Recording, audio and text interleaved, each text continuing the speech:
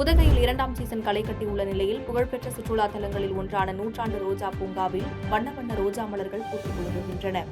இயற்கை எழில் கொஞ்சம் நீலகிரி மாவட்டம் உலக சுற்றுலா வரைபடத்தில் இடம்பெற்றுள்ள மாவட்டமாகும்.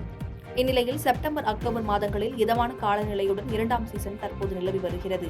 குறிப்பாக உதகையில் உள்ள உலக புகழ்பெற்ற அரசு தாவரவியல் பூங்கா, நூற்றாண்டு ரோஜா பூங்கா, படகு இல்லம், தொட்டபெட்டா சிகரம், தேயிலை பூங்கா உள்ளிட்ட பல்வேறு சுற்றுலா தலங்களை காண நாள்தோறும் அண்டை மாநிலங்களான கேரளா, கர்நாடகா மற்றும் சமவெளி பிரதேசங்களில் இருந்து சுற்றுலா பயணிகள் வருகை புரிகின்றனர்.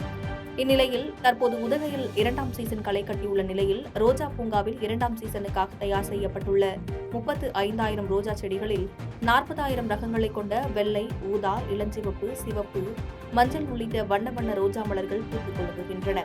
இந்த ரோஜா மலர்களை இங்கு வரும் சுற்றுலா பயணிகள் கண்டு ரசித்து செல்வதோடு செல்ஃபி மற்றும் புகைப்படம் எடுத்து உற்சாகம் அடைந்து வருகின்றனர்.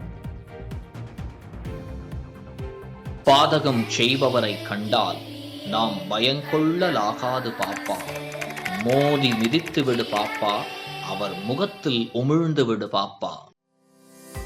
அண்மை செய்திகளை உடனுக்குடன் தெரிந்து கொள்ள இணைந்திருங்கள் இயம்நாடு தொலைக்காட்சியுடன்.